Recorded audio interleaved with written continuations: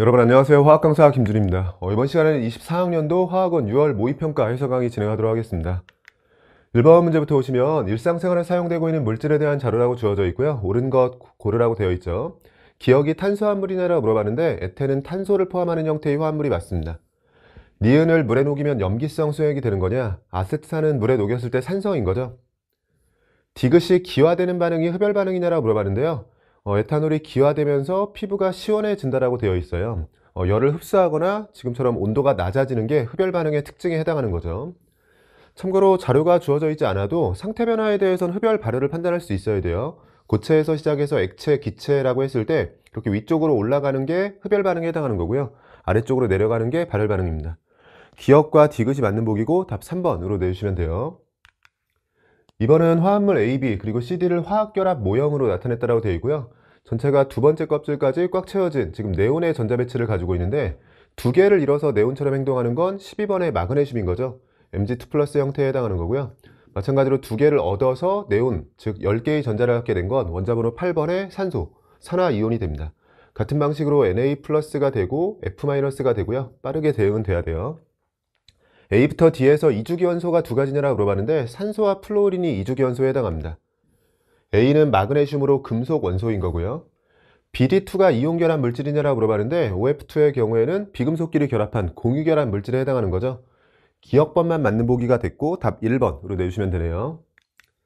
3번은 용기에 XY 그리고 Y2를 넣고 반응을 완결시켰을 때 전후에 들어있는 분자를 모형으로 나타낸다고 되어 있어요. 지금 X원자, Y원자에 대해서 XY와 Y2가 들어갔고요. Y2는 남은 거고 생성된 게 XY2가 있는 거네요. 묻는 것들 답변해 보면 전체 분자수가 반응 전후에 같냐라고 물어봤는데 그냥 직접 세주면 되죠. 5개에서 4개로 같지 않습니다. 생성물은 XY2 한 종류인 거고요. Y2는 반응 후에 남은 거죠. 3몰의 XY2가 생성되었을 때 반응한 Y2의 양이 2몰인 거냐? 2대1로 반응했냐라고 묻고 있는데 XY2 2개가 생성이 될 때 Y2는 3개 중에서 2개가 남았으니까 하나가 반응한 거예요. XY2 2개당 Y2는 하나가 소모되는 거니까 3몰 생성되려면 2몰이 반응하는 게 맞습니다. 니은과 디귿이 맞는 보기고요. 답 4번으로 내주시면 돼요. 오른쪽 4번 보시면 학생 A가 수행한 탐구활동이라고 되어 있고 극성 공유결합이 있는 분자가 모두 극성 분자이다. 가설이 옳지 않은 상황이죠. 극성 공유결합이 있어도 쌍자 모멘트가 상쇄되면서 무극성 분자가 될 수 있습니다. 극성 공유결합이 있는 분자를 찾고요. 극성 여부를 조사했다라고 되어 있는데 역시나 극성도 있지만 무극성도 있는 상태고 가설이 옳지 않다라고 되어 있네요. 기억과 니은에 적절한 것을 고르라고 되어 있는데 극성 공유결합이 있으면서 기억이 극성이고 니은이 무극성이어야 돼요. 그러면 O2의 경우에는 무극성 결합만 있는 상태인 거니까 제외해야 되고요. 3번과 5번 중에서 3번은 근데 순서가 바뀌었네요. CF4의 경우엔 정사면체 구조로 무극성 분자가 되는 거니까 극성, 무극성 분자의 순서로 들어가려면 5번이 답이 돼야 되는 상황입니다. 아래쪽 5번 보시면 밀폐된 진공용기에 I2 고체를 넣었다라고 되어 있고요. 시간에 따른 기체의 양에 대한 자료라고 주어져 있네요. 상표형에 대해서 승화 반응에 대한 동적표형을 보고 있는 거죠. ET일 때 동적표형에 도달했다라고 되어 있고 B와 A에 대해서 부등호 관계를 줬고요. ET일 때의 상태다. ET에서 동적표형 상태에 도달했으니까 그 이후에는 기체의 양이 그대로 유지가 될 테고요. A와 B에 대해서는 부등호를 주긴 했는데 어쨌든 고체만 넣었으니까요. 겉으로 봤을 땐 동적표형에 도달할 때까지 고체는 줄어들고 기체는 늘어나다가 동적표형에 도달할 거예요. 이 부등호도 우리가 생각할 수 있고요. X와 A에 대해서 부등호 관계를 물어봤는데 X는 B와 같고 A보다 큰 거니까 기억번 맞는 보기가 됩니다. T일 때 기체가 고체로 승화되는 반응이 일어나지 않는다. 이렇게 일어나지 않는다라는 게 대부분 오개념인 거죠. 지금 T일 때 기체가 분명히 존재하고 있고요. 겉으로 봤을 때 고체가 기체가 되고 있는 건 속도의 차이일 뿐이지 기체가 고체가 되는 반응이 아예 일어나지 않는다라고 하면 틀린 보기가 돼요. 디귿번 ET일 때는 동적표형에 도달한 거고요. 고체에서 기체 쪽으로나 기체에서 고체 쪽으로 승화되는 속도가 동일한 상황입니다. 기억과 디귿이 맞는 보기고 답 3번으로 내주시면 되네요. 간단하게 1페이지 문제들 풀어봤고요. 잠시 쉬었다 이어서 2페이지 풀어보도록 하겠습니다. 여러분 이어서 2페이지 문제들 풀어보도록 할게요. 6번 문제 보시면요. 원소 W부터 Z로 구성된 세 가지 분자에 대한 자료라고 주어져 있고 CNOF를 순서 없이 나타냈다고 되어 있네요. 후보군을 명확히 적고 옥텟 규칙 만족 조건도 제시하고 있습니다. CNOF에서 옥텟 규칙 만족 조건이라면 WX2라고 했을 때 CO2와 OF2가 떠오르게 되고요. YZ3에서 시작을 해주면 되네요. 이건 NF3만 가능한 상황이죠. NF3로 들어가면 Y와 Z에서 N과 F가 대응이 됐으니까 W와 X는 탄소와 산소, C와 O로 대응이 돼야 되고 CO2가 들어가게 되네요.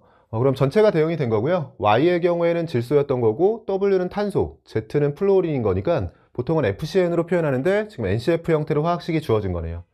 아래쪽 원자과 전자수의 합은 그러면 검산용으로 활용해주면 되겠죠. NCF라고 했을 때 5와 4와 7을 더해서 16이 되는 게 맞고요.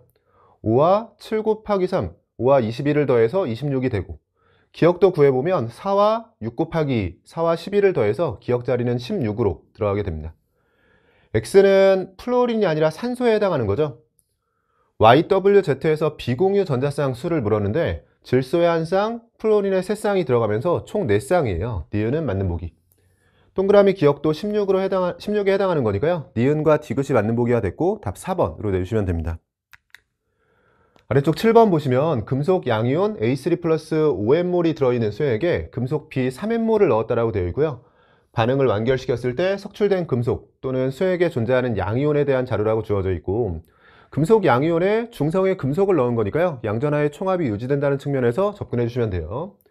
B는 모두 Bn 플러스가 됐다라고 되어 있고요. 기억과 니은은 A와 Bn 플러스 중에서 고르라고 되어 있네요. 그러면 B가 모두 Bn 플러스가 되면서 Bn 플러스는 3N몰이 존재하는 상황일 테고, A3 플러스는 일부 A로 석출될 텐데 뭐 얼마인지 모르겠지만 지금 남아있는 상태인 거죠. 그러면 상대값으로 제시되어 있기 때문에 일단 스케일을 맞춰줘야 되는데요. A에 대해서는 A3 플러스가 A가 되는 반응이 개수가 둘 다 1인 반응이기 때문에 각각이 지금 몇인지 모르겠지만 둘을 더했을 때 5N몰이 되는 건 맞아요. 그래서 A3 플러스와 A를 합했을 때 5N몰이고, B는 존재하지 않는 가운데 B이온이 3N인 거니까 전체에 대해서 자료가 주어진 거죠. A에 대해서 5N인 거고 A와 A이온이요. 그리고 B는 양이온으로만 존재하면 3N인 거니까 전체는 8N인 거고요. 숫자를 좀 편하게 주신 거네요. 8N인 상황에서 더해서 8인 거니까요. 그대로 N만 붙여주면 실제 몰수가 됩니다. 그러면 3N과 3N, 2N 형태로 들어가게 되고, A3 플러스는 5N몰이 있었는데 3N몰이 남은 걸로 봐서 2N몰 석출이 된 거죠. 그러면 A가 2N인 거고요. 니은 자리가 A로 들어가야겠네요. 자연스럽게 기억이 남아있는 B의 N 플러스 형태가 되는 거고, 양전하의 총합은 플러스 15N이었는데 여기선 플러스 9N 밖에 안 되니까요. 플러스 6N을 여기서 커버하고 있어야 되죠. 3N몰 있는 걸 고려하면 전하량이 2여야 됩니다. 다 풀이가 된 것 같죠? A이온은 환원제로 작용했냐라고 물어봤는데 A가 석출되면서 자신이 환원한 거죠. 자신이 환원했다면 산화제로 작용한 겁니다. 동그라미 기억은 B이온에 해당하는 게 맞고요. N값은 2인 거니까 디귿은 틀린 보기네요. 니은 보기만 맞는 보기가 됐고 답 2번으로 내주시면 돼요. 아래쪽 8번 보시면 2, 3주기 바닥 상태 원자 조건이 제시되어 있고요. 전자 배치에 대한 자료이다. 기억과 니은이 S오비탈과 P오비탈 중에 하나라고 되어 있고 원자 번호가 Y가 X보다 크다란 조건이 제시되어 있습니다. 기억과 니은이 S오비탈과 P오비탈이라면 결국 S전자와 P전자에 대한 비율 관계가 제시되어 있는 건데요. 보통은 우리가 암기를 하고 있는 거죠. 특히나 지금처럼 이렇게 같은 값이 주어졌다고 했을 때 우리가 1번부터 20번 사이에서 기억을 하고 있는데 S전자분의 P전자 형태로 보통 기억을 하잖아요. 근데 이 비율 관계가 같은 값을 가질 수 있는 건 1번부터 20번 사이에서 딱 두 종류밖에 없어요. 1로 같은 값을 갖거나 아니면 1.5로 같은 값을 가지고 있어야 됩니다. 1로 같은 값을 가지고 있는 게 O와 Mg고요. 1.5로 들어가는 게 네피카, 네온과 인과 칼슘이에요. 특히나 지금은 20번까지 우리가 정리를 했지만 문제에선 2, 3주기 조건이 주어져 있기 때문에 칼슘은 제외하고 생각할 수가 있고요. 이때 1로 같아진 게 아니라 1.5로 같아진 상황인 게 지금 3분의 1로 같다라고 되어 있죠. 이게 S전자와 P전자에 대해서는 분자 분모는 아직 대응이 안 된 상황인데 1로 같아졌다면 여기도 1로 나왔어야 되죠. 지금 상대값이 아니라 실제 비율이에요. 근데 3분의 1로 나왔다는 건 S분의 P가 아니라 P분의 S로 표현되면서 우리가 보통 1.5로 기억하고 있는 이 둘이 출제가 된 겁니다. 그럼 네온과 인에 대해서 원자 번호는 인 쪽이 큰 거니까요. X자리가 네온으로 들어가고 Y자리가 인으로 들어가고요. 여유가 있다면 여기서 검사를 하겠죠. 네온의 경우에는 그럼 S와 P에 대해선 아래쪽이 P, 위쪽이 S가 되는데 네온은 S전자 4개에 P전자 6개가 되면서 3분의 2 만족하고 있고요. 인의 경우에는 S전자가 6개에 P전자가 9개가 되면서 이 비율을 만족하고 있습니다. 마지막으로 Z는 5와 3이 들어가는데 S전자가 3개일 때는 리튬인 건데요. 리튬은 P전자가 없으니까 모순인 거고, 그럼 6과 10이 들어간다라고 했을 때는 S전자 6개에 P전자 10개, P전자가 10개인 건 3P에 4개가 들어가는 황해에 해당하는 거고, 6과 10이라고 했을 때 S전자와 P전자를 더해서 전체 전자수이자 원자 번호가 나와야 되죠. 원자 번호 16이 되는 게 간단하게 검산까지 한 겁니다. 그럼 셋을 대응을 시켰고요. 기억번에 이주기 연소가 한 가지냐라고 물어봤는데 네온으로 한 가지에 해당하는 게 맞고, X에 홀전자가 존재하냐라고 물어봤는데 X는 지금 네온 18쪽이에요. 2쪽과 18쪽에는 홀전자가 존재하지 않습니다.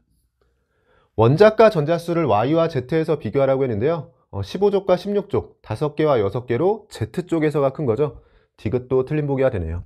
기억번 보기와 맞는 보기가 됐고 답 1번으로 내주시면 돼요.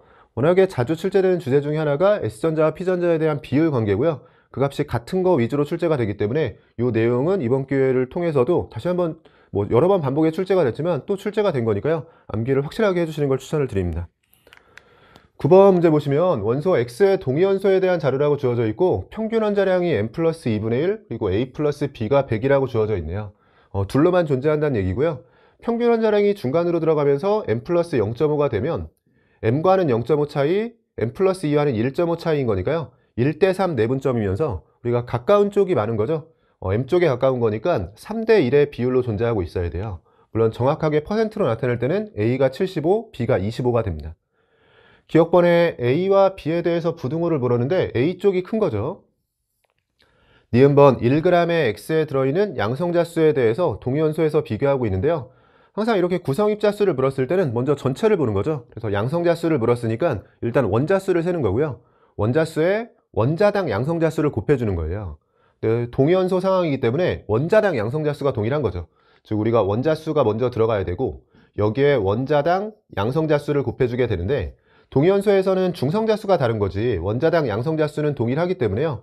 실질적으로 비율 관계는 그냥 원자수를 세라는 거고, 이렇게 1g, 즉 같은 질량에 들어가는 원자수는 당연히 원자량에 반비례하는 거죠. 가벼운 쪽이 많은 겁니다.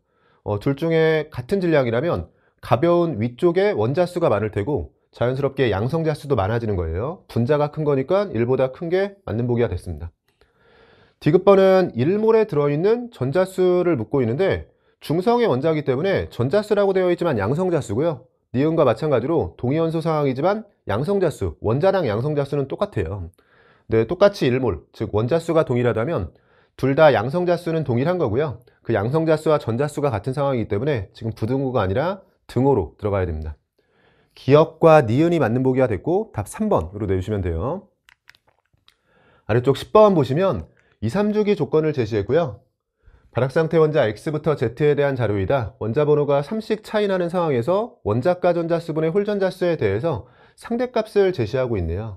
여러 번 언급을 했었지만 이렇게 2단원 문제에서 자료가 주어졌을 때 한 번에 1대1 대응이 빠르게 안 된다면 그냥 쭉 나열을 해주시면 돼요. 2, 3주기라고 해서 16개 나열한다고 해도 시간이 오래 걸리지 않고, 특히나 지금처럼 홀전자수나 원자가 전자수는 주기에 따라서 값이 달라지지 않기 때문에요. 그냥 주기 무시하고 8개만 쭉 나열해주면 되죠. 이때 하나하나 나열하는 게 아니라 주기로, 그러니까 옆으로 쭉 나열해 주시면 돼요. 그래서 홀전자수를 10, 1, 2, 3, 2, 1, 0 이런 식으로 나열하고요. 아래쪽에 들어가는 원자가 전자수의 경우에는 1부터 쭉 커지다가 18쪽은 0이 되는 거죠. 그럼 이 값이 지금 2배 차이 나는 조합을 찾으라는 거잖아요. 1이 있고 0, 3분의 1, 2분의 1, 5분의 3, 3분의 1, 7분의 1, 0이 있는데 2배 차이 나는 조합은 그러면 1과 2분의 1밖에 없습니다. 딱 이 두 조합이 되는 거고, 그러면 1쪽과 14쪽으로 대응이 돼야 되는 거죠. 1쪽과 14쪽으로 대응이 된다라고 했을 때 같은 주기에 있으면 원자 번호가 3 차이 날 수 있고요. 근데 얘가 1쪽에 리튬이라면, 즉 2죽이라면 리튬은 원자 번호가 3번인데 그것보다 3 작은 X를 찾을 수가 없으니까요. Y는 1쪽 중에 리튬이 아니라 3주기에 있는 나트륨이 됩니다. 나트륨으로 들어가면서 M값이 11번이 되면 이 자리는 14번의 규소가 되는 거고요. 여긴 8번의 산소가 되는 거죠. 규소는 14족으로 이 비율을 만족하고 있는 거고, 실제로 비율은 1과 2분의 1인 건데 지금 상대값으로 바꾸는 과정에서 6배 한 거네요. 산소의 경우엔 16족인 거니까 여기에 있죠. 3분의 1로 비율이 들어가는데요. 우리가 상대값으로 바꿀 때 6배를 해야 되는 거니까 3분의 1에 6배 해주면 기억 자리엔 2로 들어가게 됩니다. 동그라미 기억은 2인 거니까 기억 틀린 보기가 됐고, 홀전자수 X와 Z가 같냐라고 물어봤는데 16족과 14족은 홀전자수가 2개로 같은 거죠. 니은번 맞는 보기. 1차 이온화 에너지 X, Z, Y의 순서냐라고 물어봤는데요. 이 정도는 주기율표가 어느 정도 머릿속에 있으면 바로 풀어야 돼요. 1차 이온화 에너지는 주기율표상 오른쪽 위쪽으로 할수록 커지게 돼요. 주기율표상 오른쪽 위쪽에 있는 산소 X에서가 제일 큰 게 맞고요. 같은 주기에 나트륨과 규소를 비교할 때는 왼쪽에 있는 나트륨이 작고 규소가 큰 겁니다. 그래서 X, Z, Y의 순서인 건데 X, Z, Y의 순서 디귿번 맞는 보기가 됐네요. 니은과 디귿이 맞는 보기가 됐고 답 5번으로 내주시면 됩니다. 아래쪽 11번 문제 보시면 이주기 원소 X부터 Z로 구성된 분자 가부터 다의 구조식을 나타냈다라고 되어 있고요. 옥텟 규칙 만족 조건까지 제시가 되어 있네요. 이주기에 옥텟 만족 조건이 들어가면 CnOF 중에 골라야 되고요. 대응이 빠르게 되는 거죠. 지금 CO2 형태인 거고 산소가 들어가면서 플로린이 붙었죠. OF2 형태인 거고요. COF2 형태로 붙어 있는 거네요. 극성 분자가 두 가지냐라고 물어봤는데 지금 CO2는 직선형으로 무극성 분자가 된 거고요. 양쪽 원자가 동일한 거죠. 구분형으로 극성이 되고 평면 삼각형 구조지만 세 원자가 동일한 게 아니기 때문에 극성 분자가 됩니다. 나와 다가 극성 분자죠. 두 가지에 해당하는 거고요. 결합각을 가와 나에서 비교해라. 가는 직선형 180도가 되고 나는 구분형이에요. SN 4기반 구분형이기 때문에 109.5도를 기준으로 비공유 전자쌍에 의해서 결합각이 더 좁혀집니다. 가 쪽에서 큰 게 맞고요. 중심원자의 비공유 전자쌍이 있는 분자가 한 가지인 거냐? 중심원자 기준으로 비공유 전자쌍을 물었고 탄소에는 비공유 전자쌍이 없죠? CO2에 없고 COF2도 탄소가 중심원자이기 때문에 중심원자의 비공유 전자쌍이 없습니다. 산소에만 두 쌍의 비공유 전자쌍이 있는 거죠. 그래서 중심원자의 비공유 전자쌍이 있는 건 나로 한 가지에 해당하는 게 맞네요. 기억, 니은, 디귿 전체가 맞는 보기가 되고요. 답 5번으로 내주시면 돼요. 이 페이지까지도 뭐 별로 특별한 문제는 없었던 것 같고요. 간단하게 정리해 봤습니다. 잠시 쉬었다가 이어서 3페이지 풀어보도록 할게요. 여러분 이어서 3페이지 문제들 풀어보도록 할게요. 12번 문제 보시면 T도시에서 A수액과 B수액에 대한 자료라고 주어져 있고 A와 B의 화학식량을 각각 3A, A라고 제시하고 있네요. 수액 A와 B에 대해서 몰농도, 용질의 질량, 용액 질량, 용액의 밀도가 제시되어 있고요. 몰농도에 해당하는 X와 Y에 대해서 비율 관계를 묻고 있죠. 보기들의 배열을 보면 밀도를 이용해서 나타내라고 되어 있는데 밀도를 소거했을 때 1번과 4번처럼 겹치는 숫자가 있기 때문에요. 이런 경우로 하면 밀도에 간단히 2를 대입하는 게 아니라 밀도를 살려서 정석대로 풀어주셔야 돼요.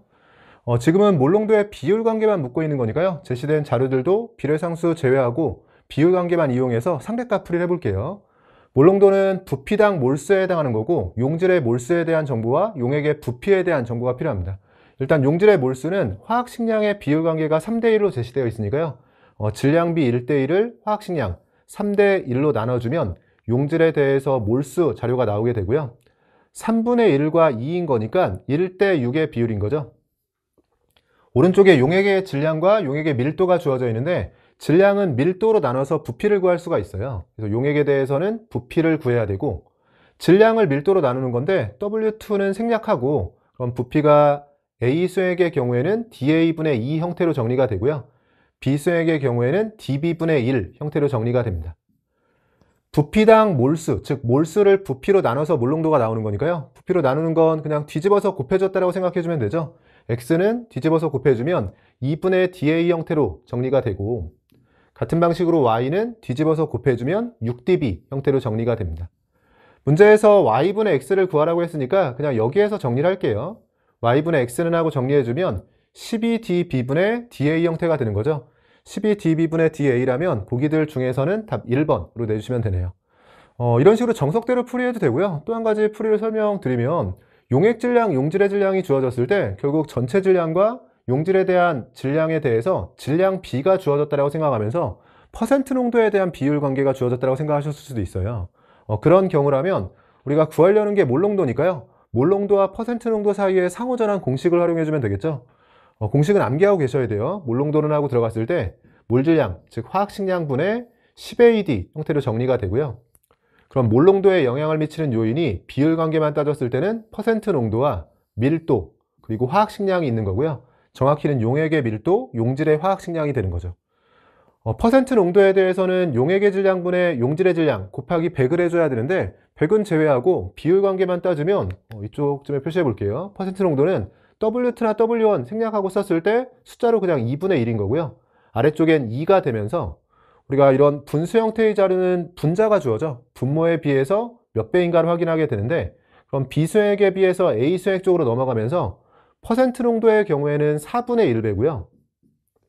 그럼 퍼센트 농도와 몰 농도는 비례관계에 있으니까 4분의 1은 그대로 써주면 되고, 밀도의 경우에는 dB분의 dA배인데 마찬가지로 비례관계에 있으니까 그대로 써주고요. 마지막으로 화학식량, A쪽이 3배인 건데 화학식량과 몰 농도는 반비례관계에 있으니까 3배를 뒤집어서 3분의 1배로 써주면 됩니다.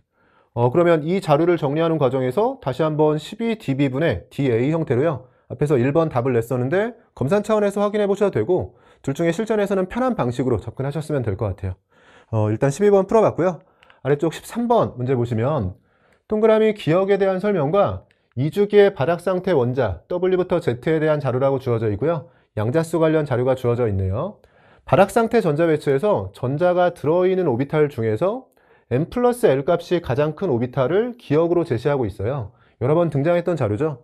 전자가 들어있는 오비탈 중에서 n 플러스 L 값이 가장 크다라고 되어 있는데, 2주기의 바닥 상태라면 전자가 들어있는 오비탈들 중에서요, 일단 ES까지만 채울 때는 ES가 기억에 해당하는 거고요. 근데 붕소부터 시작해서 EP를 채우기 시작하면 ES보다 EP가 n 플러스 L 값이 크기 때문에 EP까지 전자가 들어있는 그런 원자들에서는 기억에 해당하는 오비탈이 EP 오비탈로 종류가 바뀌게 됩니다. 그래서 리튬, 베릴륨까지는 ES고 붕소부터 네온까지는 n 플러스 L 값이 가장 큰 오비탈이 EP로 바뀌게 되죠. 기억에 들어있는 전자수와 유효 핵전하에 대해서 제시가 되어 있는데요. 기억에 들어있는 전자수는 리튬과 베릴륨은 ES 전자수인 거니까 1, 2로 들어가고요. 붕소부터는 EP 전자수로 바뀌게 되면서 1, 2, 3, 4, 5, 6의 형태로 EP에 들어있는 전자수가 계속해서 늘어나죠. 그리고 원자과 전자가 느끼는 유효 핵전하는 예외 없이 같은 주기에서는 오른쪽으로 갈수록 커지는 겁니다. 대응을 시켜보면 일단 기억에 들어있는 전자수가 1로 들어가는 게 2개인데 지금 1은 리튬 자리와 붕소 자리밖에 없고, 둘을 비교했을 때 오른쪽에 있는 붕소가 유효 핵전하가 커야 되죠. 그럼 자연스럽게 X는 리튬, W는 붕소로 들어가고요. 리튬과 붕소 사이에 유효 핵전하 값을 갖는 건 이 사이에 들어가는 베릴륨이에요.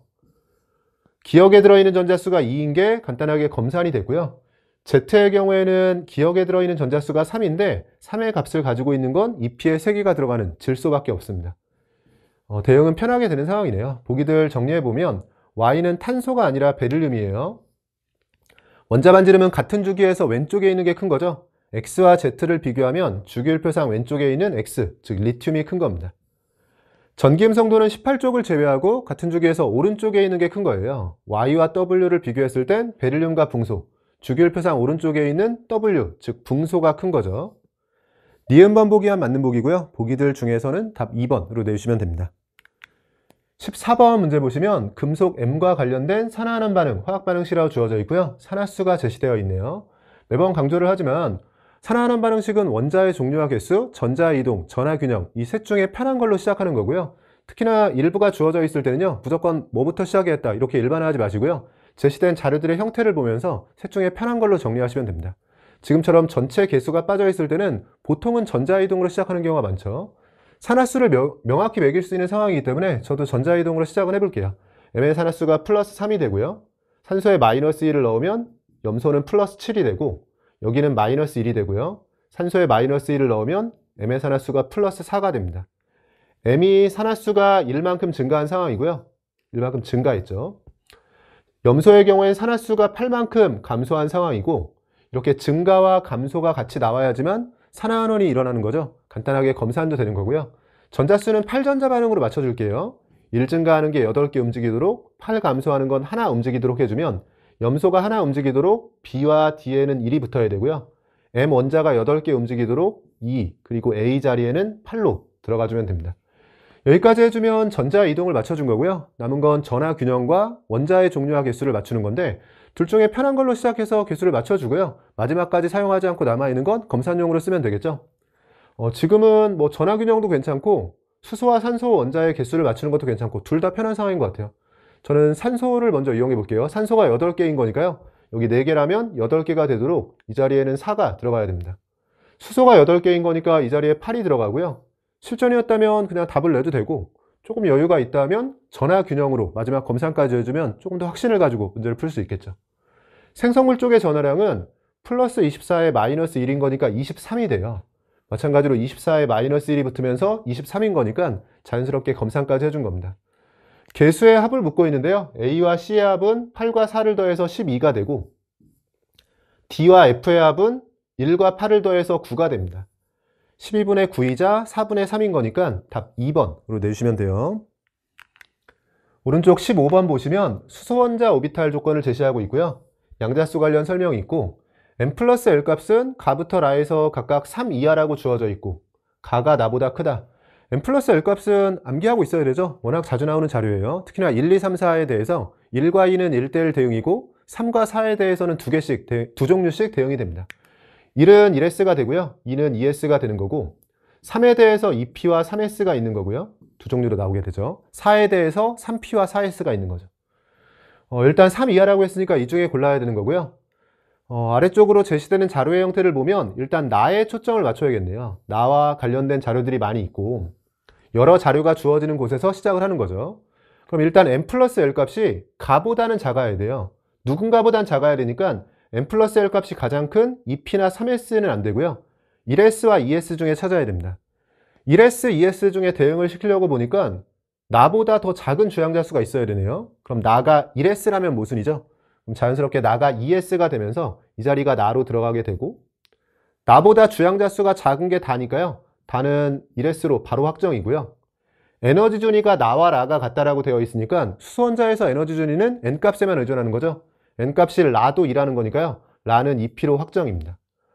여기서 좀 주의를 해야겠네요. 함정이 될 만한 게 가나다라를 대응시키라고 했는데 가가 빠져있는 상태에서 3s만 남은 것 같으니까 얘가 가다 이런 식으로 접근하시면 안 돼요.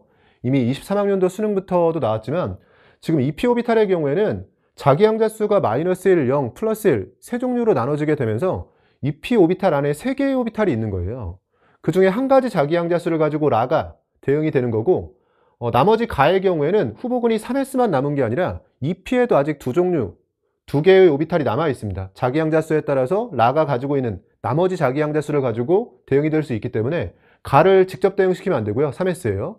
만약에 이렇게 대응을 시킬 것 같으면 주어진 세 번째 줄이 필요가 없는 거죠. 주의해야 되고요. 아래쪽에 ml 값으로 구별을 시키려고 하는 거네요. 지금 라와 나에 대해서 ml 값이 라가 나보다 크다. 나의 경우에는 s오비탈인 거니까 ml 값이 0인 거고요. 더 커지려면 p오비탈에서 플러스 1을 갖는 상황밖에 없는 거죠. 그럼 라의 경우에는 지금 2p 중에서는 ml 값이 플러스 1짜리인 거고요. 마지막으로 ml 값의 합이 전체를 더해서 0이 돼야 되는데 s오비탈은 어차피 ml 값이 다 0이에요. 그러면 전체를 더해서 0이 되기 위해서는 남아있는 가에 대해서 지금 플러스 1이 있으니까 마이너스 1의 ml 값을 가가 가지고 있어야 되고요. ml 값이 0이 아니라는 건 s오비탈 제외하고 지금 p오비탈밖에 없으니까 가도 p오비탈이었다는 거고 2p 중에서 자기 양자수가 마이너스 1짜리가 가로 대응이 되는 겁니다. 그럼 전체를 대응을 시켰고요. 묻는 것들 정리해보면 다는 1s오비탈에 해당하는 게 맞고요. ml 값은 나는 s오비탈로 0이 되는 거고 가는 2p 중에서 마이너스 1짜리입니다. 마이너스 1짜리가 되면서 0이 마이너스 1보다 큰 게 맞죠. 디귿번 에너지 준위 가와 라를 비교하라고 되어 있는데 가와 라는 둘 다 2p 오비탈이 되면서 같아지는 거죠.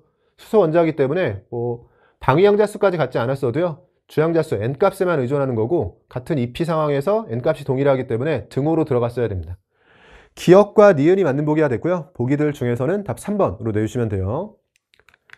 아래쪽 16번 보시면 25도씨에서 식초 A, B 각 1g에 들어있는 아세트산의 질량을 알아보기 위한 중화적정 실험이라고 되어 있어요. 매번 등장하는 중화적정 실험 문제고요. 다만 식초 A, B 각 1g에 들어있는 이런 식으로 시작했기 때문에 식초가 두 종류가 주어지면서 중화적정을 2번 이상 수행할 가능성을 염두에 둬야 되고 아세트산을 직접 주는 게 아니라 식초부터 시작하는 거죠. 특히나 식초 1g당 자료를 줬죠. 우리가 화학식량과 몰파트부터 많이 연습을 했지만 1g당 자료, 즉 단위 질량당 자료가 주어지면요. 거기에 질량을 곱해서 우리가 원하는 형태의 자료로 바꿔나갈 수가 있어요. 그러니까 우리는 아세트산에 대한 정보가 필요한 건데 식초 1g당 아세트산의 질량을 알고 있다. 그럼 빨리 거기에 그건 1g당 아세트산의 질량인 거니까요. 그 자료에 식초의 전체 질량을 곱해서 아세트산의 전체 질량으로 넘어갈 수 있어야 됩니다. 아세트산의 분자량은 60이라고 주어졌는데 암기하고 있어야 되고요. 식초 AB에 대해서 밀도를 DA, DB라고 적고 항상 습관이 중요하다고 했어요. 이렇게 실험 과정과 결과가 길게 이어지는 문제는 과정을 먼저 읽는 게 아니라 아래쪽에 결과를 먼저 읽어야 됩니다. 식초 AB를 가지고 실험하는 거였는데 두 번 실험을 하는 것 같죠. 부피가 4A, 5A, 4대 5의 비율로 주어져 있고 위쪽에서 언급했던 식초 1g에 들어있는 아세트산의 질량, 이건 1g당 자료인 거니까 계속 강조하지만 이 16W, 15W는 1g당 자료고요. 여기에 식초의 전체 질량을 곱해야지만 아세트산도 실제로 얼만큼 사용했는지가 나오게 되는 거죠. 구하라고 한 건 Y분의 X, 이미 앞쪽에서 비율관계, 비례 상수들을 이용해서 자료를 줬기 때문에요. 두 실험을 비교하면서 비율관계만 따지는 문제일 거라고 예상을 하고 있었는데 Y와 X에 대한 비율관계를 물었고요. 보기들의 배열을 보면 지금은 DA, DB, 밀도를 이용해서 나타내고 있는데 밀도를 소거했을 때 숫자들이 구별이 되죠. 그럼 실전에서라면 무조건 DA와 DB에 1을 대입하고 밀도를 빼고 풀이를 했어야 됩니다. 굳이 밀도를 살려가는 풀이가 아니라 밀도를 제외하고 풀었어야 되고요. 이런 건 12번과 비교해 보시면 될 것 같아요. 보기들의 배열은 비슷하지만 12번에서는 밀도를 제외하고 남은 숫자들이 구별이 안 되는 조합이 있었죠. 1번과 4번처럼 같은 숫자들의 조합이 있었기 때문에 밀도를 살려서 정석대로 풀어주는 게 좋고요. 근데 지금처럼 밀도를 소거했을 때 구별이 된다면 저야 설명을 위해서 정석적인 풀이를 하겠지만 실전에서는 밀도에 간단히 1을 대입하고 풀이하는 게 조금 더 좋은 풀이가 됩니다. 일단 정리를 해볼게요. 그러면 위쪽에 우리가 기본은 X와 Y에 대한 비율 관계만 필요한 거니까요. 항상 비교의 기본은 일정한 것들을 제외하고 서로 차이가 나는 것들만 정리를 해주면 되는 거잖아요. 특히나 우리가 아세트산에 대한 중화적정 실험은 이미 어느 정도 흐름을 알고 있는 게 결국 적정에 사용한 아세트산의 몰수와 중화점까지 들어간 NaOH 또는 KOH의 몰수가 같다라고 해서 정리를 해주는 거예요. 근데 지금 실험 과정을 보면 식초 AB를 준비했고 그런 식초 AB 각 10ml, 그럼 같은 부피에 물을 넣어서 각각 50ml 수액을 만들었대요. 그럼 똑같은 부피로 똑같은 수액을 일단 만들었고 그 중에 Xml, 우리 아까 Y와 X에 대한 비율 관계가 필요했죠?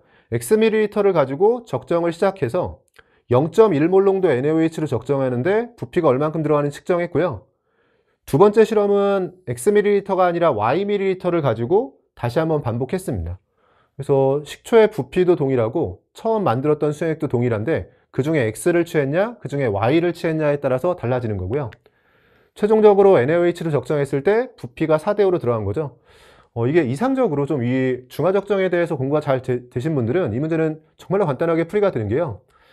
이건 그러면 제가 두 가지 방식으로 풀어볼게요. 일단 목표는 어떻게 두시는 게 좋냐면 상황 파악이 잘 되시는 분들은 그냥 적을 게 별로 없는 게 문제를 풀어나가는 과정에서 결국 NaOH가 같은 농도인데 부피가 4대5로 들어갔다는 거죠.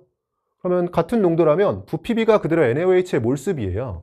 그럼 NaOH가 4대5의 몰비로 들어간 거고 항상 비례식은 옆으로 길게 쓰는 것보단 분수 형태가 좋아요. NaOH가 4대5로 들어갔다면 적정에 사용한 아세트산도 4대5의 몰수비로 들어가야 되고요. 같은 아세트산에 대한 거니까 아세트산의 몰수가 4대5라면 질량으로도 4대5입니다. 그래서 꼭 질량, 그러니까 몰수로 끝까지 바꿀 필요도 없이요. 우리가 정확히 등식으로 각각의 실험에 대해서 정리하려면 아세트산과 수산화나트륨에 대해서 결국 몰수를 보통 밀리몰 단위로 맞춰서 정확한 등식을 쓰겠지만 지금처럼 비율을 따질 때는 그냥 NaOH의 몰수가 아세트산의 몰수하고 비례한 게 같은 거고요. 아세트산의 몰수하고 아세트산의 질량이 비례한 게 있기 때문에 4대5의 비율이라는 게 적정에 사용한 아세트산의 몰수 비이자 아세트산의 질량비예요. 근데 아세트산의 질량은 어떻게 따라가 주면 되는 거냐면 지금 식초를 처음에 사용하고 있는데 식초 1g당 질량이 16W하고 15W죠. 근데 이거는 1g인 거고 여기에 식초의 질량을 곱해줘야지만 실제로 들어간 아세트산의 질량이 나오는 거잖아요. 근데 위쪽에 식초의 질량이 어떠냐면 밀도와 부피를 줬는데 어차피 부피는 10ml로 동일한 거니까 우리가 부피의 밀도를 곱해야 질량이죠. 근데 같은 부피인 거니까 밀도비가 그대로 질량비예요. 그래서 사용한 식초의 질량비가 dA 대 dB가 되는 거고요. 여기 한번 정리해 볼게요. 그럼 내가 중심을 잘 잡고 사용한 식초의 질량, 비율만 쓰면 dA 대 dB고요. 이 식초의 질량에 1g당 아세트산의 질량 16W와 15W를 곱해줘야죠. 이것도 비율 16과 15까지만 곱해주면 식초의 질량에 1g당 아세트산의 질량을 곱해서 우리가 실험에 사용한 아세트산의 질량비를 구한 거고요. 조심해야 될 게 이 중에서 직접 적정에 사용한 거, 처음에 이만큼의 아세트산에 대한 질량비가 나온 건데 이 중에 적정에 사용한 건 50ml 수액을 만들어서 그 중에 X를 가지고 처음 실험을 했고 두 번째 실험은 50분의 y를 가지고 실험했어요. 그러니까 원래 이걸 기준으로 여기에 50분의 x, 50분의 y를 곱해주게 되는데 처음 만들었던 수액이 50ml 동일한 거니까 이것도 익숙하신 분들은 그냥 그 중에 xml를 취한 거고 똑같은 부피 중에 yml를 취했다. 그러면 식초의 질량에서 1g당 아세트산의 질량을 곱해서 아세트산의 질량으로 넘어갔고 그 중에 얼마나 취했냐? 얘는 x만큼 취했고 얘는 y만큼 취했잖아요. 그래서 이 비율 관계를 써주면 여기까지 했을 때 적정에 사용한 아세트산의 질량비를 구한 건데 그 질량비가 그대로 아세트산의 몰수비고 그게 중화점까지 들어간 NaOH의 몰수비라서 중간 과정에 대해서 상황 파악이 잘 돼 있는 분들은 이 정도 필기를 하겠죠. 그리고 이게 실전이었다면 DA, DB까지도 그냥 밀도 같다라고 두면서 또는 1이라고 두면서 얘까지 빼고 그냥 숫자로만 정리하게 됩니다. 그나마 지금 밀도를 살려도 그냥 이 정도 식인 거고요. 답은 미리 내볼게요. 얘는 나눠주면 4가 되고 얘는 나눠주면 3이 되면서 문제에서 y분의 x를 물었는데 y분의 x는 그냥 넘겨주면 4dA분의 3dB 4dA분의 3dB니까 보기들 중에서는 답 4번으로 내주시면 됩니다. 그래서 목표는 이 정도 필기하면서 상황 파악 잘하고 답을 내는 걸로 목표를 두고 연습하시면 좋을 것 같고요.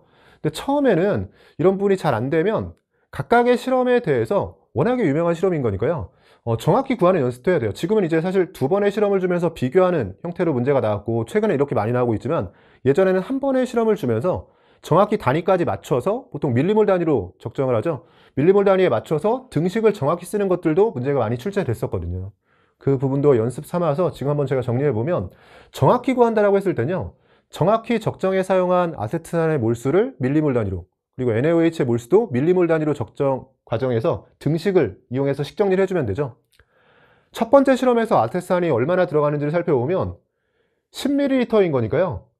밀도를 고려하면 식초의 질량은 10DAg이고요. 이것도 이 뒤쪽에 써볼까요?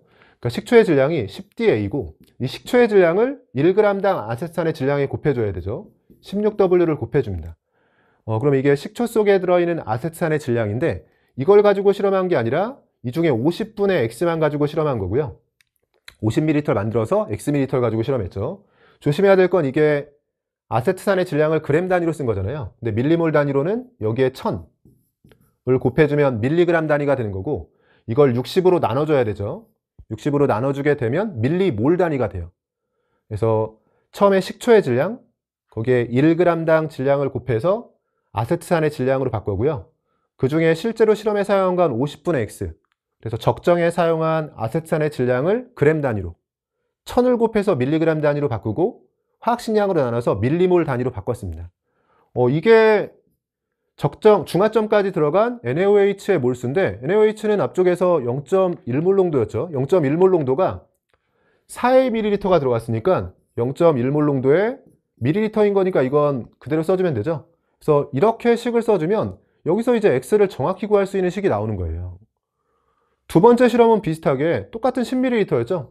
대신 밀도가 dB였고 식초 B의 경우엔 1g당 15W인 거니까 15W를 곱해주고 수액은 50ml 만들어서 그 중에 Yml로 실험을 했고요. 여기서도 똑같이 1000을 곱해주고 밀리그램 단위로 바꿨죠. 60으로 나눠서 밀리몰 단위로 바꿨습니다. 이거 적정하는데 0.1몰 농도의 NaOH가 이번엔 5AmL가 들어갔다고 되어 있잖아요. 그래서 정확히 쓰자면 사실 뭐 실전에서 이렇게 풀 리가 없지만 이렇게 두 번의 등식을 쓴 상태에서 둘을 비교하는 거예요. 근데 여기서도 다시 한번 검산 차원에서 정리가 되는 게요. 그리고 예상했던 대로 처음에 식초의 부피가 똑같았으니까 식초의 질량이 정확히는 10DA, 10dB지만 비율 관계만 놓고 보면 DA 대 DB였다는 겁니다. DA와 DB였다는 거고요. 식초 1g당 질량이 16W와 15W인데 어차피 비율 관계만 놓고 보면 16 대 15였던 거고 똑같은 수액 50ml를 만들어서 그 중에 X 50ml 중에 Y였죠. 물론 이 둘이 달랐다면 다시 표시를 했겠지만 똑같이 50ml를 만들어서 그 중에 X와 그 중에 Y였기 때문에 저는 XY만 데려온 거고요. 여기까지 해주면 아세트산의 질량에 대한 정보가 나오게 되는데 정확히 등식을 쓸 때는 단위를 맞춰서 몰수 또는 밀리몰로 바꿔야 되기 때문에 이렇게 환산하는 과정이 필요하지만 어차피 아세트산의 질량과 아세트산의 몰수는 비례관계에 있기 때문에요. 비율 관계만 따질 때는 이 과정이 필요 없었던 거고 NaOH는 서로 다른 NaOH 수액을 사용했다면 농도가 달라진다면 이것도 고려해야 돼요. 근데 같은 NaOH로 적정했기 때문에 농도 필요 없이 부피가 4대5 비율로 들어갔다. A까지도 생략하면서 부피가 4대 5면 NaOH의 몰수도 같은 농도인 거니까 4대 5일 거다라고 해서 필요한 부분만 식으로 쓰고 정리했던 겁니다. 그래서 연습하실 때는 워낙에 자주 반복되는 어차피 식초 속에 들어있는 아세트산을 적정하는 문제가 매번 출제가 되고 비슷비슷한 형태로 출제가 되잖아요. 사항 파악을 정확히 해두시고 이렇게 비교하는 문제가 나왔을 때는 일정한 것들 제외하고 차이가 나는 것들만 가지고 중간 과정 계산을 좀 효율적으로 상세할 것, 그러니까 우리가 생략할 것들은 생략하고 좀 중간 과정을 효율적으로 정리하는 방식에 대해서 좀 고민해 보시면 좋을 것 같습니다. 여기까지 해서 3페이지 문제들 정리했고요. 잠시 쉬었다가 이어서 4페이지 남아있는 네모난 풀어보도록 하겠습니다. 여러분, 이어서 4페이지에 남아있는 네모난 풀어보도록 할게요. 17번 문제 보시면 25도씨에서 수의 가와 나의 부피와 산화이온의 양을 나타낸 것이라고 되어 있고요. pH에 대해서는 가와 나에 대해서 7대3 비율을 제시하고 있고, 제시된 자료의 형태가 산화이온의 몰수와 부피에 대한 거죠. 몰수와 부피를 줬다라는 건 몰농도에 대한 자료를 주고 싶은 거고요. 산화이온의 몰수는 일정한 가운데 부피가 100배 차이인 거니까 농도도 100배 차이가 나는 거고요. 다만 부피와 몰농도는 반비례한 게 있으니까 정확히는 산화이온의 몰농도를 놓고 봤을 때는 가 쪽에서가 100배인 상황이고요. 산화이온의 몰농도가 이렇게 100배 차이 나는 상황이라면 P스케일로는 2 차이 나는 상황이에요. 특히나 제시된 자료가 pH인데 pH는 산화이온 농도가 커질수록 pH가 커지는 거죠. 그래서 가 쪽에서 pH가 커야 되고 정확히는 2만큼 커야 됩니다. 이 차이가 나야 되는데 지금 7대3, 7과 3을 그대로 썼을 때는 4 차이가 나는 거죠. 우리가 비율 관계가 주어졌을 때 이걸 실제 값에 맞게 보정하는 거 정말로 여러 번 연습을 했어요. 3가지 방식이 있다고 했고 값이 하나 주어지던가 차이를 맞추던가 아니면 합을 맞추는 겁니다. 지금은 차이를 맞추는 방식이고요. 가와 나에 대해서 산화이온의 농도를 통해서 2 차이 나는 걸 알았고, 그럼 여기도 2 차이 나도록 지금은 4 차이 나니까요. 2분의 1배를 해주면 가에서는 pH가 3.5가 되는 거고요. 2분의 1배에서 나에서는 pH가 1.5가 됩니다. 그래서 이렇게 pH를 구한 상황이고, 묻는 것들 정리해보면 가에서 액성이 산성이냐라고 물어봤는데 pH를 직접 구했죠. 7보다 작은 값을 가지고 있고 산성에 해당합니다. 니은번 나에서 pOH는 pH와 pOH는 더해서 14가 돼야죠. 1.5인 거니까 pOH는 12.5예요. 니은 틀린 보기가 됐고요. 디귿번 몰수의 비율을 묻고 있는데 정말로 자주 등장하는 보기죠. 몰수는 하고 들어갔을 때 몰농도와 부피의 곱인 거니까요. 분자를 주어로 잡아서 몰농도로 몇 배인지 부피로 몇 배인지를 보는 겁니다. 지금은 H 플러스와 OH 마이너스로 서로 다른 상황인 거니까요. P스케일로 먼저 정리해보면 가에서는 pH를 쓰는 거죠. 3.5가 되고 나에서는 pOH를 씁니다. 12.5가 되고요. 9 차이가 나는 거니까 농도로는 10의 9승배 차이가 나는 거고 P스케일은 작은 쪽이 고농도죠. 그래서 분자를 주어로 잡았을 때 분자 쪽에서 농도로는 10의 9승배, 부피의 경우에는 분자, 즉 가 쪽에서가 나 쪽과 비교했을 때 부피는 100분의 1이죠. 몰농도는 10의 9승배고요. 부피는 100분의 1배인 거니까 곱해주면 몰수의 경우엔 10의 7승배가 됩니다. 10의 7승이다. 디귿 맞는 보기가 됐네요. 기억과 디귿이 맞는 보기고 답 3번으로 내주시면 돼요.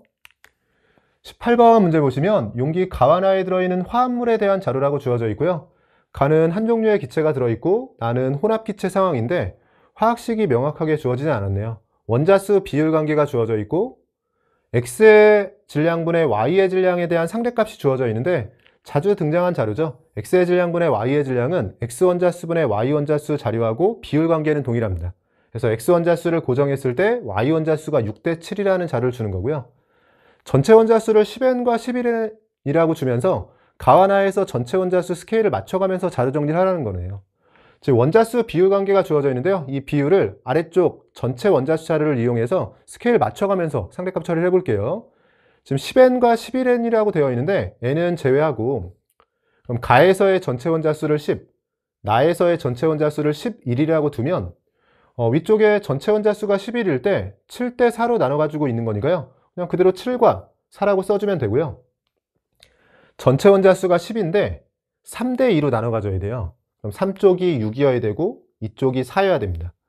그러면 전체 원자수 자료에 맞춰서 이 비율 관계가 주어져 있고 아직 누가 X고 누가 Y인지는 모르지만 10N에 맞춰서 6N, 4N, 11N에 맞춰서 7N, 4N인 건 알고 있고요. N은 빼고 정리해 볼게요. 그러면 이제 X 원자수와 Y 원자수에 대한 이 비율 관계 얘를 활용해 주면 될 것 같은데 아까 제가 읽듯이 분모를 고정했을 때 분자가 6대 7이라고 읽어주면 바로 눈에 보이셨을 거예요. X1자수분의 Y1자수 자료는 X1자수를 고정했을 때 Y1자수가 6대 7이 돼야 된다는 건데 6과 7이 너무 눈에 보였죠? 지금 X1자수를 고정했을 때 Y1자수가 6대 7, 즉 6과 7의 비율을 가지고 있는 게 지금 Y1자수고요. X1자수가 여기에 들어가주면 되네요. 그러면 용기 가완하에 들어있는 X1자수와 Y1자수에 대한 자료를 아래쪽부터 시작해서 스케일 정리하면서 맞춰줬고, 마지막으로 이제 분자수 그리고 화학식을 찾아야 되는 상황인 건데, 아래쪽에 구하라는 자료를 보니까 화학식을 구할 때요, A, B, C를 정확히 구할 필요 없이 그냥 A, B, C의 비율 관계만 필요한 거네요. 그럼 과감하게 지금 가완하를 비교하면서 위쪽 기체에 대해서는 질량으로 2대 1이라고 줬는데, 같은 종류의 기체에 대해서 질량으로 2대 1이면 분자수로도 2대 1인 거죠. 분자수를 2대 1이라고 적으면서 원자수에 맞춰서 화학식 정리를 해볼게요. 분자수를 2라고 했을 때 가에는 위쪽 기체밖에 없는 거니까요. X원자가 4만큼 나오려면 이 자리에 2가 들어가야 되고, Y원자수가 6만큼 나오려면 이 자리에 3이 들어가야 됩니다. 그리고 오른쪽으로 넘어오면서 이제 분자수가 1인 거니까 X원자수는 2, Y원자수는 3이죠. X원자수 2, Y원자수가 3이라고 했을 때 지금 7이 나와야 되고 4가 나와야 되는 상황인 건데, 그럼 추가로 필요한 게 X원자수 2개가 필요한 거고 Y원자수는 4개가 필요한 거예요. 이때 우리가 알게 된 것들, A를 2라고 했을 때 B가 3이었는데 아래쪽에도 A가 있으니까 이 자리에 2를 쓰고요. 아래쪽 나에 대해서 분자수를 이제 그럼 찾게 되는 게, 여기 2하고 3은 위쪽 기체에서 나온 거고 4와 7을 맞추기 위해서 아래쪽 기체에서 X원자 2개, Y원자 4개가 필요한 상황인데, X원자에 대해서는 화학식상 이미 2가 붙어 있으니까요. X원자 수가 2가 나오려면 분자수로 1이 들어가야 되네요. 즉 여기에 1이 들어가야지만 X원자 수 2개가 더해지면서 위쪽에서 2개, 아래쪽에서 2개, 요 4개를 맞출 수가 있습니다. 스케일을 맞추면서 약속을 정리했었는데 그런 약속을 잘 지켜가면서 자료 정리를 하셔야 돼요. 그럼 Y원자 수가 4가 나오려면 분자수 1을 기준으로 Y원자 수가 4가 나오기 위해서 C자리에 4가 들어가는 거죠. 지금은 우연히 A, B, C가 정수 형태로 나왔는데요. 처음에 제가 이 자리를 그냥 과감하게 분자수 2대 1의 비율에서 그냥 2, 1이라고 썼잖아요. 그렇기 때문에 이런 자리들은 상황에 따라서는 분수가 나올 수도 있고 소수가 나올 수도 있어요. 그래서 정확히 지금 A, B, C를 구했다라기보다는 A, B, C의 비율 관계만 맞춰주려고 했는데 지금은 우연히 정수처럼 나온 거고, 물론 가완하에 대해서 제가 2하고 1이라고 쓰지 않고 뭐 1과 0.5라고 썼다. 그럼 얘를 1이라고 쓰면 여기가 4하고 6이라고 들어가잖아요. 그래서 나중에 이 문제 복습하면서 살펴보실 때는 이 문제는 A와 B와 C에 대해서는 정확한 값을 주어진 자료만 가지고는 구할 수가 없습니다. 그래서 문제에서도 A, B, C를 정확히 구하는 게 아니라 A와 C에 대해서 비율 관계만 물어본 거고요. 추가 자료가 더 명확히 주어져야지만 A, B, C는 정확한 값이 나오는 거예요. 지금은 비율 관계만 찾았으면 되는 상황이기 때문에 여기서 분자수를 과감하게 가정을 했고, 상황에 따라서는 이게 정수가 아닐 수도 있었는데 정수가 아닌 값이 나온다라고 하더라도요, 그냥 비율 관계를 찾는 데는 전혀 문제가 없었다. 일단 A와 C의 비율 관계는 2라고 나온 거고요. 이 자료는 정리했고요. 원자량에 대한 자료가 필요한데 같은 몰수에서의 질량 자료가 있으니까요, 화학식량 자료가 나온 거고 여기서 원자량으로 넘어가면 될 것 같아요. 같은 몰수에서 질량이 19대 23이라면 화학식량으로도 19대 23인 거죠. 여기가 19일 때 여기는 23이 되는 거고, Y 하나 차이로 4 차이인 거니까 Y의 원자량을 4로 쓸 수 있고요. Y에 4를 대입하면 X 2개로 7이 나와야 돼요. 그럼 X 하나당 원자량은 3.5가 됩니다. X의 원자량을 7이라고 했을 때 Y 원자량이 8이 되는 거죠. 7대 8의 비율이고, 7분의 8과 2를 곱해주면 7분의 16으로 정리가 되네요. 7분의 16, 보기들 중에서는 답 5번으로 내주시면 됩니다. 오른쪽 19번 문제 보시면 중화반응 문제죠. X몰롱도 NaOH, Y몰롱도 H2A, Z몰롱도 HCl의 부피를 달리해서 혼합했다라고 되어 있고요. 염기가 하나에 산이 2개인 상황이고, 염기의 양이 일정하고요. 산도 이가산은 일정하고 염산의 양만 늘려가는 형태네요. 음이온 몰롱도 합이 실체값으로 하나가 주어져 있고요. 아래쪽에 중요 자료가 액성 자료가 있네요. 액성이 모두 다르고 각각 산성, 중성, 염기성 중에 하나라고 되어 있어요. 그러면 위쪽 자료가 너무 편하게 정리가 되어 있는 게, 염기의 양은 똑같고요. 산의 양도 하나는 동일한 가운데 나머지를 늘려가는 거니까 결국 가에서 나를 거쳐 다로 넘어가면서 염기의 양은 일정한 가운데 산을 늘려간다라고 볼 수가 있어요. 쭉 산을 늘려가고 있으니까 산성, 중성, 염기성으로 나눠 가져야 된다면 산이 가장 적은 가에서가 염기성이고, 차례로 산을 늘려가면서 중성을 거쳐서 산성으로 넘어갔을 겁니다. 그리고 아래쪽에 추가로 주어진 자료가 양이온과 음이온의 양에 대한 자료인데 액성이 나와 있으니까요. 우리가 항상 액성이 나왔을 때 양이온, 음이온, 뭐 전체 이온 다 비슷하죠.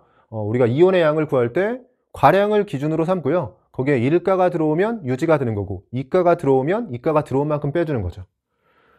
몰 단위로 정확히 주어져 있는데 우린 밀리몰 단위가 편하겠죠. 그러면 20밀리몰, 30밀리몰이라고 생각해주면 가는 염기성인 상황이고요.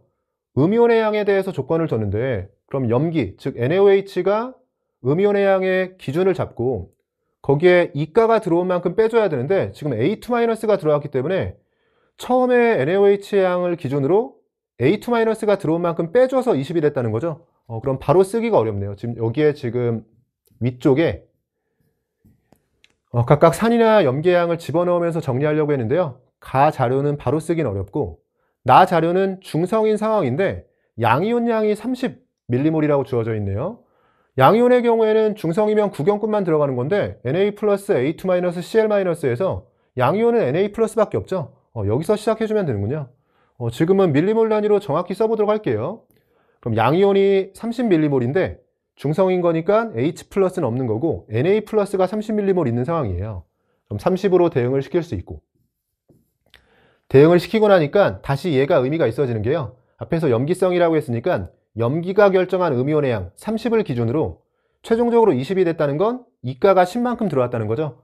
이 자리를 10이라고 알려주는 거네요. 그러면 다시 빈칸 채우기 하듯이 이 자리가 의미가 있어지는 게 중성이 되려면 구경꾼만으로 전하균형이 맞아야 돼요. Na 플러스가 30, 양전하가 30인데 음전하도 30이 되려면 A2-가 10만큼 있으니까 20 있죠? 여기서 10이 더 필요합니다. 물론 중성을 OH-와 H 플러스의 양이 같다는 측면에서 접근하셔도 돼요. OH-가 30인데 이가인 걸 고려해도 20밖에 없으니까 H 플러스가 10만큼 더 필요하다고 해서 HCl이 10만큼 들어갔다. 이렇게 접근하셔도 되죠. 20에 10인 거니까 40에 20이 되고요. 지금 정확한 밀리몰 단위로 풀고 있다는 걸 인지하고 있으면 여기에서 A는 바로 나오겠네요. 음이온 몰농도합이라고 되어 있는데 중성인 거니까 음이온은 구경꾼 A2-하고 Cl-밖에 없어요. 20밀리몰이 들어가는데 7분의 2가 되려면 이게 밀리몰 단위인 거니까요. 그대로 밀리리터 단위로 70ml가 용액에 부피어야 됩니다. 그래야지만 이렇게 대응이 되는 거고요. 70ml가 되려면 40ml, 그럼 A는 30ml 상황이고 구하라고 한 것 중에서 A는 구했네요. A가 30ml 상황에서 B도 그냥 구해진 게 지금 산성인 거니까요. 산을 기준으로 염기가 들어온다고 생각했을 때 어차피 1가인 거니까 산에서 결정된 음이온의 양을 바꾸질 못해요. 산에서 결정된 음이온은 A2-하고 Cl- 그대로 더해서 30밀리몰이 되는 거고 이때 부피는 30, 20, 40을 더해주면 90ml. 밀리몰과 밀리리터 실제 단위를 그대로 썼기 때문에 B의 경우에는 그대로 3분의 1로 정리가 됩니다. A는 30이라고 구했고요. B는 3분의 1이라고 구했으니까 곱해주면 10이 되는 거죠. 중화가능 문제가 정말로 간결하게 출제가 된 것 같아요. 곱해주면 10, 보기들 중에서는 답 1번으로 내주시면 됩니다. 아래쪽 마지막 20번 문제 보시면 양적관계 문항인 거죠. 양적관계 문항은 처음에 반응식이 주어지는데 매번 습관적으로 확인할 게 있다고 했어요. 상태를 확인하면서 혹시 액체나 고체가 끼어 들어가면서 그게 함정이 되지 않을까 뭐 이런 판단을 해줘야 되고요. 또한 개수들을 보면서 개수가 전부 미지수라면 관계가 없지만 개수의 일부가 관계가 주어졌다면 그것조차도 조건이기 때문에요. 꼭 표시를 하고 활용할 생각을 하고 있어야 됩니다. 지금은 개수가 아예 명확하게 다 제시된 상황이고요. 편한 문제죠. D가 고체로 주어졌기 때문에 두 번의 기회가 있었어요. D가 고체라는 거 인지하면서 기체에 대해서 자료를 줄 때 그게 뭐 기체의 밀도든 기체 분자수든 기체 부피든 어쨌든 기체에 대해서 자료를 줄 때는 D는 제외하고 해석할 수 있어야 됩니다. 가는 실린더의 전체 기체 질량이 Wg이 되도록 A와 B를 넣었다라고 되어 있고요. 나는 가에서 일부가 반응한 거고 다시 한번 반응을 완결시킨 것을 나타낸다라고 되어 있어요. 실린더 속 전체 기체의 부피비 우리가 전체 기체의 부피비가 당연히 분자수비인 건데 이렇게 기체 주의해야 돼요. 지금 고체가 끼어 있기 때문에 D를 제외하고 부피비이자 분자수비가 11대 10이라고 준 거예요. 그러니까 D 빼고 또는 D를 가리고 11대 10이라고 제시한 거고 A와 B에 대해서 분자량비가 17과 32에 대한 비율 관계를 줬고요. 최종적으로 A와 C의 분자량비 그리고 X를 구하라고 되어 있습니다. 보기들의 배열을 보면 x를 구할 때 정확한 x가 아니라 w를 이용해서 나타내주면 될 것 같아요. 그럼 질량의 비율 정도만 찾아주면 되고요. 지금 분자수를 표시했는데 여기서 시작하면 되겠네요. d는 고체니까 제외하고요. 우리가 분자수를 10이라고 했을 때 3대 2로 나눠 가져야 되니까 6과 4라고 써주면 될 것 같고요. 개수가 명확한 상황에서 지금 처음 시작할 때는 반응물밖에 없었어요. 그러면 C가 4만큼 생성이 됐다면 전체 반응은 개수의 2배 반응입니다. 잘 기억을 해서요. 최종적으로 가부터 다까지 오는 동안 개수의 2배가 반응했다. 그럼 A는 2 반응하고 B는 4 반응한 거예요. A는 2 반응해서 없어졌으니까 처음에 2가 있었던 거고요. B는 4 반응해서 6이 남았으니까 처음에 10이 있었던 겁니다. 그러면 처음에 12에서 시작한 거네요. 그리고 D 제외하고, 계속 얘기하지만 이건 기체 분자수였으니까요. D 제외하고 1 감소한 겁니다. D 빼고 1 감소하려면 3에서 2, D를 제외하고 개수대로 반응했을 때가 1 감소하는 거니까 A가 1 반응한 상황인 거죠. 이건 뭐 자료가 넘쳐나는 게요.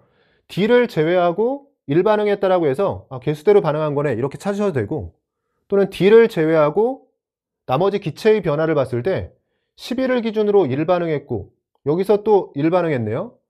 그러니까 D를 제외하고 D를 가리고 1씩 반응하고 있으니까 같은 양씩 2번 반응해 줘야 돼요. 그럼 전체가 A가 2였으니까 같은 양씩 반응했다면 여기서 A가 1 반응하고 여기서 1 반응했다. 뭐 이런 식으로 찾을 수도 있습니다. 집어넣어서 검사를 한번 해보면 A가 1 반응했다. 즉 개수대로 반응했으면 B는 2 반응한 거죠. 8이 되고요. C는 2가 생성이 됐겠죠. 2가 생성이 된 거고, 이렇게 셋을 더해서 11이 되는 게 검산이죠. 얘까지 포함하는 게 아니라 기체 분자수 이렇게 셋만 가지고 11이 되는 게 검산. 참고로 D는 개수대로 반응해서 3이 생성된 상황이고요. 그럼 여기서 분자량 자료가 하나 더 나왔네요. A와 B만 있었는데 지금 화학식상에 화학종이 4개라서 하나가 더 있어야지만 전체 화학식량을 찾을 거라고 예상하고 있었는데요. A와 D도 관계를 줬습니다. 몰수와 질량비가 주어져 있는데 같은 몰수에 들어가는 질량비가 화학식량의 비율이 되죠. 1로 통일해 볼게요. 몰수를 1로 통일하면 A는 2X일 때 1로 통일하면 D는 X가 됩니다. 그럼 A와 D는 분자량비가 2대 1. 위쪽에 표현해 보면 A가 32라고 했을 때요. B는 17이라고 줬는데 아래쪽 자료를 통해서 A와 D가 2대 1이죠. 그럼 32일 때 D는 16이 됩니다. 전체에 대해서 질량, 보존을 생각해 보면 34와 31을 더하면 66이에요. 얘를 가지고는 48까지밖에 커버를 못하니까 66에서 48을 빼주게 되면 18만큼이 더 필요한 거죠. 18을 C 2개가 가지려면 C의 분자량은 구해야 됩니다. 그래야지만 전체 66에 48과 18을 더해서 66을 만족하고 있는 거죠. 그럼 A와 C의 분자량비는 구한 거네요. A가 32일 때 C는 9라고 구한 거고, 마지막으로 X를 W를 이용해서 나타내는 건데 W와 X에 대한 비율 관계만 필요한 거니까요. 지금 몰수에 대한 상대값들은 다 나왔고 분자량도 다 정리가 됐으니까요. 몰수와 분자량을 곱한 게 질량이죠. 질량에 대한 상대값들도 아래쪽에서 정리해서 숫자로 비율 관계를 맞춰 볼게요. A가 2몰 기준으로는 64고요.